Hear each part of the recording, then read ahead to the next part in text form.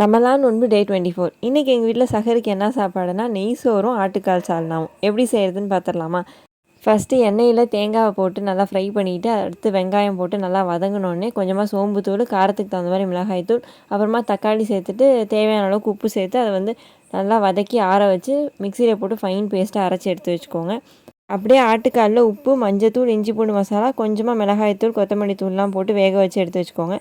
இப்போ வந்து எண்ணெயில் பட்டை கிராம்பு தாளிச்சிட்டு வெங்காயம், பச்சை மிளகா, மல்லி புதினாலாம் சேர்த்து நல்லா வதங்கினதுக்கப்புறமா இஞ்சி பூண்டு மசாலா போட்டுட்டு பச்சை வாசனை போகிற வரைக்கும் வதக்கிட்டு நம்ம அரைச்சி வச்சிருந்த மசாலா பேஸ்ட்டையும் இது கூட சேர்த்து கரம் மசாலா, கொத்தமல்லி தூள் சேர்த்து கிளறி விட்டுக்கோங்க. அப்புறமா நம்ம வேக வச்சிருந்த ஆட்டுக்காலையும் இது கூட சேர்த்து தேவையான அளவுக்கு தண்ணி சேர்த்துட்டு 15 நிமிஷம் நல்லா கொதிக்க விட்டு எடுத்துக்கோங்க. எங்கள் மரத்தில் வந்து பிஞ்சு முருங்கைக்காய் விழுந்துருந்தது, அதையும் வேஸ்ட் பண்ண வேணாமேன்னு சொல்லிட்டு இந்த குழம்புலேயே வெட்டி போட்டுக்கிட்டோம்.